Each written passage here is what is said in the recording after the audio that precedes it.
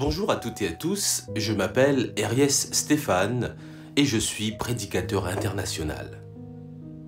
Aujourd'hui, nous allons parler des 6 prophéties de la Bible concernant le retour du Seigneur Jésus qui se sont réalisées.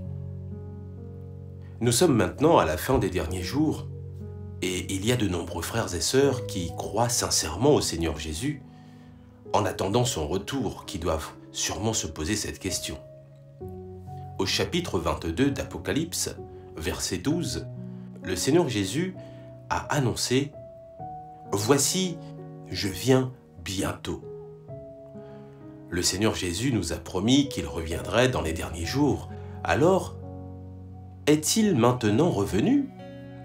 Cette question est vraiment très importante pour nous chrétiens.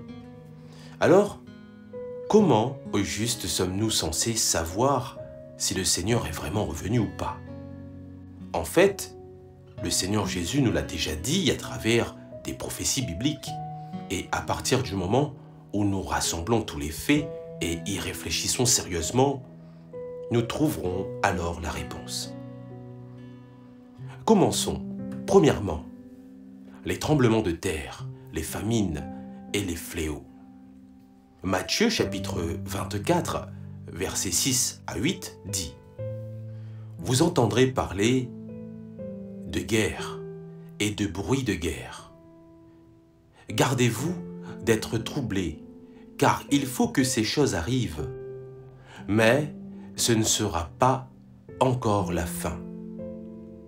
Une nation s'élèvera contre une nation, et un royaume contre un royaume, et il y aura en divers lieux des famines et des tremblements de terre. Tout cela ne sera que le commencement des douleurs. » Ces prophéties bibliques ont prédit que de nombreux désastres se produiront lors du retour du Seigneur dans les derniers jours. La guerre a souvent éclaté ces dernières années, comme le renversement du régime taliban en Afghanistan, comme le conflit entre l'Inde et le Pakistan, comme l'attaque de l'Irak par les États-Unis et l'escalade constante de la guerre entre l'Israël et la Palestine, les fléaux, les incendies, les inondations et les tremblements de terre sont également présents partout. À noter en particulier le nouveau coronavirus, qui a fait son apparition en Chine en 2019 et s'est depuis lors répandu dans le monde entier. De graves incendies de forêt ont également éclaté en Australie en septembre 2019, tandis qu'une invasion de criquets pèlerins s'est produite en Afrique de l'Est, à l'autre bout de la planète. De nombreux pays étant désormais confrontés à la famine. En janvier 2020, l'Indonésie a subi une inondation. Et Terre-Neuve, au Canada, a été frappée par une tempête de neige unique. Des tremblements de terre ont eu lieu à Elazığ, en Turquie, dans le sud de Cuba, dans les Caraïbes et ailleurs. Ces signes montrent que ces prophéties bibliques se sont réalisées. Deuxièmement, l'apparition des anomalies célestes. La prophétie biblique dit « Je regardai quand il ouvrit le 6e sceau, et il eut un grand tremblement de terre. Le soleil devint noir comme un sac de crin. La lune entière devint comme du sang. » Apocalypse chapitre 6 verset 12 et dans Joël chapitre 2 versets 30 à 31 dit « Je ferai paraître des prodiges dans les cieux et sur la terre, du sang, du feu et des colonnes de fumée.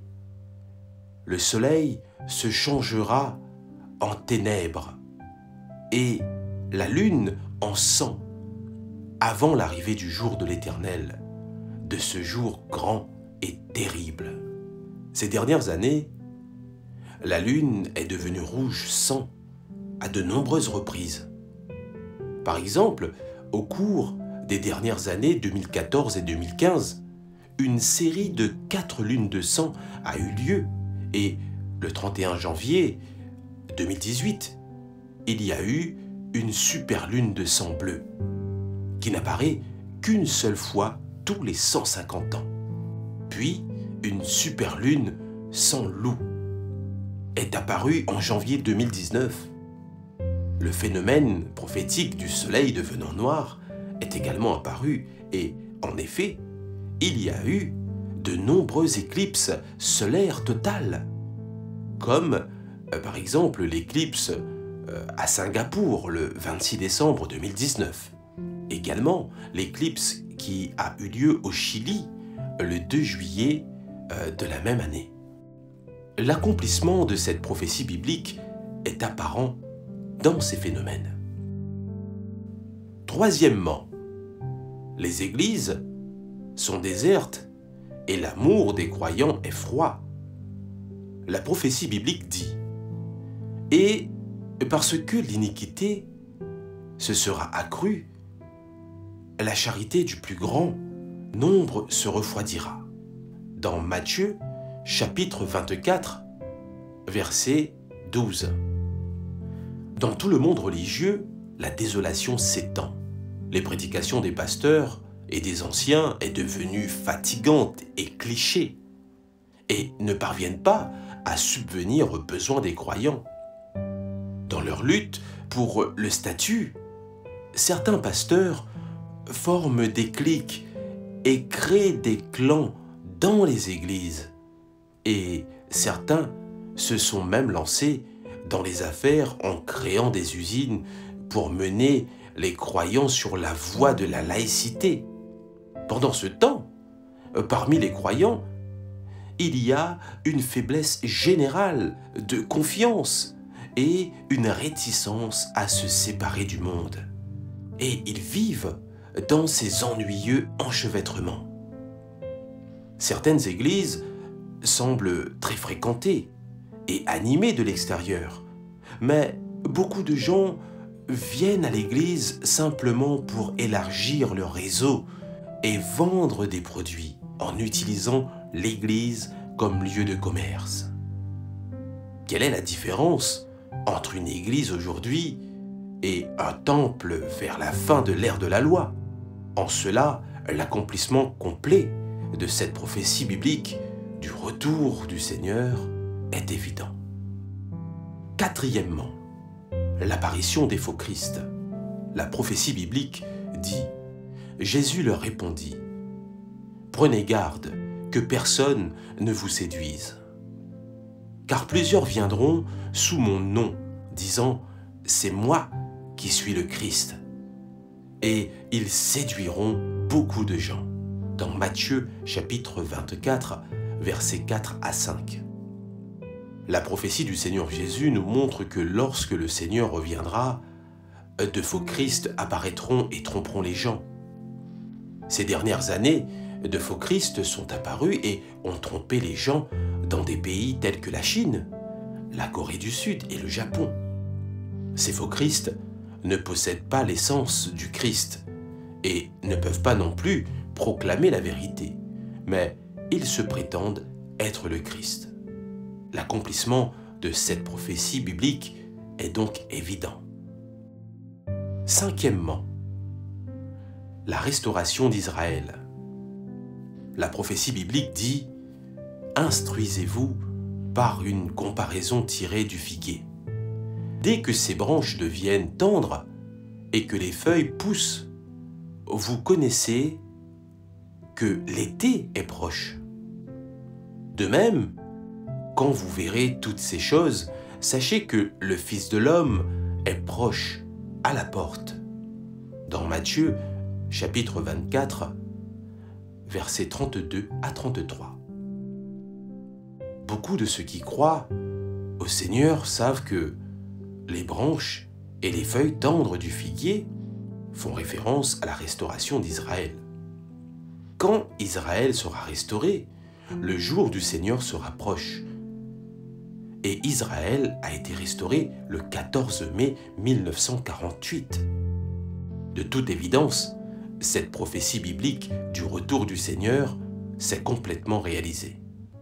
Sixièmement, la propagation de l'Évangile jusqu'aux extrémités de la terre.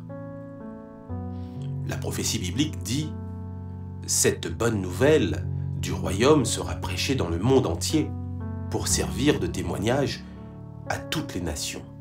Alors viendra la fin. » Dans Matthieu chapitre 24, verset 14. Dans Marc chapitre 16, verset 15, le Seigneur Jésus a dit à ses disciples après sa résurrection « Allez par tout le monde et prêchez la bonne nouvelle à toute la création. » Après la résurrection de Jésus et son ascension au ciel, le Saint-Esprit a commencé à conduire ceux qui suivent le Seigneur Jésus à témoigner du Seigneur Jésus. Aujourd'hui, les chrétiens se sont répandus dans le monde entier et de nombreux pays démocratiques ont adopté le christianisme comme religion d'État. Même en Chine, où le parti au pouvoir est athée, des dizaines de millions de personnes ont accepté l'évangile du Seigneur Jésus. Et on peut donc constater que l'évangile de la rédemption de l'humanité par le Seigneur Jésus s'est répandu dans le monde entier. En cela, il est évident que la prophétie biblique du retour du Seigneur s'est réalisée. Alors, comment devrions-nous accueillir le retour du Seigneur? D'après les faits énumérés ci-dessus, nous pouvons voir que les prophéties bibliques du retour du Seigneur se sont essentiellement réalisées. C'est maintenant le moment critique pour accueillir la venue du Seigneur. Que devons-nous faire avant de pouvoir accueillir le retour du Seigneur? Le Seigneur Jésus nous a donné la réponse à cette question il y a longtemps. Dans Jean chapitre 16, versets 12 à 13, le Seigneur Jésus dit « J'ai encore beaucoup de choses à vous dire, mais vous ne pouvez pas les porter maintenant.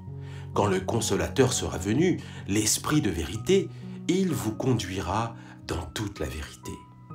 Car il ne parlera pas de lui-même, mais il dira tout ce qu'il aura entendu, et il vous annoncera les choses à venir. » Dans l'Apocalypse, chapitre 3, verset 20 dit « Voici, je me tiens à la porte, et je frappe. Si quelqu'un entend ma voix et ouvre la porte, j'entrerai chez lui, je souperai avec lui, et lui avec moi. » Il y a également de nombreuses prophéties dans les chapitres 2 et 3 de l'Apocalypse que celui qui a des oreilles entende ce que l'Esprit dit aux églises. Eh bien, comme vous pouvez le voir, dans ces versets, lorsque le Seigneur reviendra, il fera des déclarations et parlera aux églises, nous disant toutes les vérités que nous n'avons pas comprises auparavant. Ceux qui, ayant entendu la parole de Dieu et reconnu sa voix, l'acceptent et se soumettent à lui, pourront accueillir le Seigneur et assister au banquet de l'agneau. Ceux qui ne reconnaissent pas la voix de Dieu, en revanche, ne seront certainement pas des brebis de Dieu et ils seront exposés et éliminés par Dieu. En cela, il est évident que lorsque nous entendons la venue du Seigneur, il est essentiel que nous trouvions les paroles du Saint-Esprit aux églises et que nous apprenions à écouter la voix de Dieu. Comme le dit Dieu Tout-Puissant, parce que nous cherchons à suivre les pas de Dieu, il nous appartient de chercher la volonté de Dieu, ses paroles et ses déclarations. Car partout où des paroles nouvelles sont prononcées par Dieu, sa voix se fait entendre. Et là où se trouvent les pas de Dieu, il y a ses actes. Là où il y a expression de Dieu, il y a apparition de Dieu. Et là où Dieu apparaît, la vérité, le chemin et la vie existent. Mes frères et sœurs en Christ, ces 6 points touchent enfin à sa fin les 6 prophéties de la Bible concernant le retour du Seigneur Jésus qui se sont réalisés. Merci à toutes et à tous. C'était votre prédicateur international, Aries Stéphane. Et je vous dis à la prochaine. Et gloire à Dieu.